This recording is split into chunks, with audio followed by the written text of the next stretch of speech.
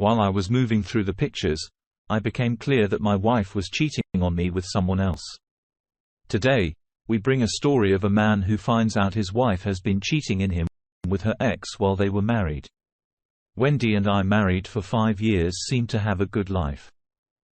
We met through friends 7 years ago, dated for 2, and tied the knot just after I finished law school.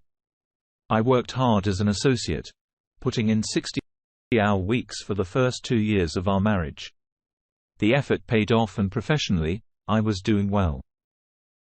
Wendy, originally a teacher, quit her job to pursue her master's in education and is now in a doctoral program while working part-time. Financial strain was there, especially with my goal to pay off student loans quickly. But we managed. Recently, though, things took an unexpected turn. I stumbled upon Wendy's old laptop, the one she used when we first started dating. She claimed it had crashed, but when I plugged it in, it seemed fine. I wanted to surprise her with old pictures of us, but what I found left me in shock. Among the pictures of us were images of her with someone else, Bob, her ex-boyfriend. Memories flooded back, and not the good kind. What struck me the most was her wearing a locket had given her as a birthday present during our 2nd year of dating. In pictures with Bob, cuddling and kissing, she was wearing that locket. It felt like a punch in the gut. I had to borrow money from my brother to uncover the truth, to face the harsh reality that my wife Wendy had been meeting up with her ex-boyfriend behind my back. The dates on the pictures revealed a pattern of betrayal woven into the very fabric of our life together. Fury consumed me like fire ants chewing on my brain, my heart, my guts. The urge to lash out was strong, to punch through walls and scream and rage. But then, something snapped. Numbness took over, a cold analytical detachment. I copied all her pictures to a flash drive, packed a bag, took some suits, and left a note pointing to the damning evidence on the laptop's monitor. I sought refuge at my brother's house across town. Ignoring Wendy's calls, I met with the family law associate to discuss separation and divorce. We had no children, no significant assets. Most of our money went into paying off my loans and funding her education. My firm circled the wagons, blocking her calls, and denying her access. Wendy tracked me down at my brother's, desperate, and pleading over the phone. His stern warning about unleashing his Dobermans painted a vivid scene of her desperation. Yet, I felt nothing. The marriage was over, a reality I had come to accept. 2 days later, and I still felt nothing, no pain, no anger, just a void. The question echoes in my mind: is this lack of emotion going to last? Am I still in shock, or am I permanently broken? The strange upside is the clarity I have found in my work. My cases seem to have never been clearer, providing an odd contrast to the emotional fog surrounding my personal life. In the midst of this, I'm seriously considering individual counseling. It seems like a necessary step to help me process the whirlwind of emotions and confusion that comes with discovering betrayal in a marriage. Gail, the associate of my firm handling my case, has been a pillar of support. She reviewed the pictures on the flash drive and found evidence of Wendy's betrayal. Surprisingly, the news didn't devote pain or anger in me. Instead, there was a strangulation. When I asked Gail about this unusual reaction, she explained it as a sense of validation for the choices I've made since leaving. The separation agreement is underway, and Gail has set up a meeting with Wendy for Thursday afternoon. I've decided to keep all communications through Gail, except for her family and friends who seem to believe my brother and his wife will be a sympathetic ear. Gail is a force to be reckoned with, and I'm glad she's on my side navigating this legal process with determination. As for my personal belongings and moving out, my sister-in-law took charge. While she was at our apartment, Wendy spun lie after lie, showcasing a pattern of deception. It seems she even tried to blame her actions on some mysterious guy in my sister-in-law's background, a feeble attempt to deflect responsibility. Spending time with my brother's family has been a lifeline, keeping me from feeling isolated.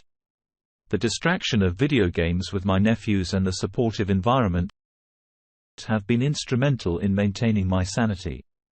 Surprisingly, work has been a refuge, with my department's overseer expressing pride in my ability to compartmentalize and not let personal issues affect my professional performance. Meeting with Wendy and her lawyer was an oddly surreal experience. We gathered on neutral ground at another firm, all messed up due to the ongoing pandemic, giving off the appearance of an unusual heist. It was the first time I had laid eyes on Wendy since she left for her sister's or mother's house, wherever she claimed to be seeking solace. To say she looked rough would be an understatement. Bloodshot eyes, dark bags, tear-straight makeup, and hives on her neck. I observed her with a blank expression, feeling nothing. More on that later. Wendy wasted no time blurting out apologies. Professing love and expressing regret, the standard script for someone caught in infidelity. She attempted to hug me, but Gail intervened, positioning herself between us. Gail instructed Todd, Wendy's lawyer, to remind her not to speak directly to me or Gail, emphasizing that communication should go through Todd, who would then convey the message to Gail and me. I followed Gail's advice to stay silent and maintain a neutral expression, expecting my initial anger to resurface, but the numbness persisted, creating an almost out-of-body experience. Todd broached the topic of reconciliation, but Gail promptly shut it down, emphasizing that our purpose was to review the separation agreement. Wendy protested, shouting about our 5-year marriage, and the perceived unfairness of ending it over a mistake. Gail reminded Todd of the communication protocol, and after a whispered exchange, Wendy regained some composure. Gail and Todd delved into the details of the separation agreement, with Todd attempting to nitpick, perhaps to justify his fee. However, Gail adeptly countered every argument until Todd conceded that the agreement met the legal fairness requirements. Wendy still insisting it was all a mistake. Faced the reality of her actions as Gail circled her engagement ring in every picture from the flash drive, emphasizing the indisputable evidence.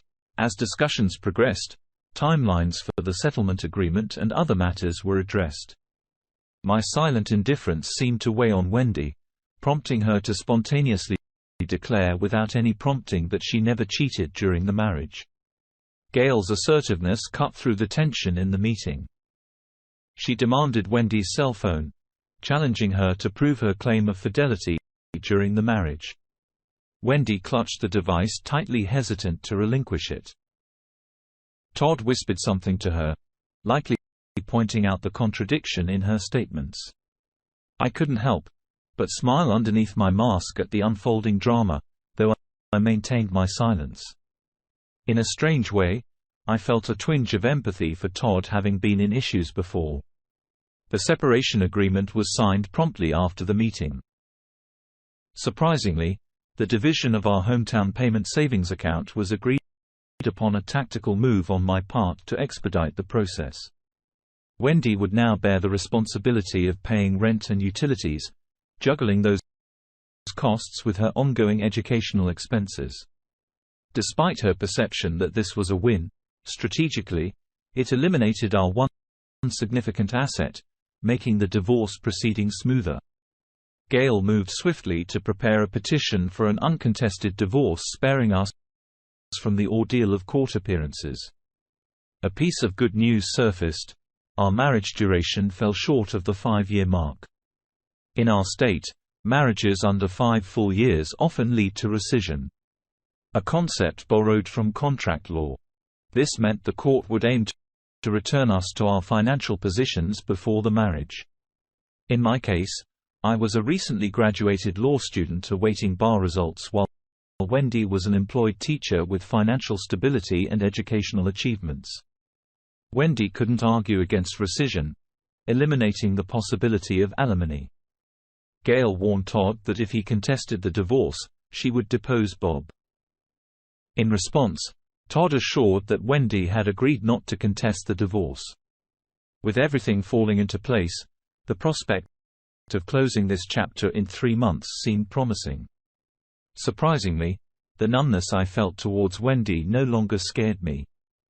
The emotional detachment was becoming a coping mechanism, allowing me to focus on moving forward and putting this sad chapter behind me. Dear listener, if you have reached this far, please click on the subscribe button. It will be a great help.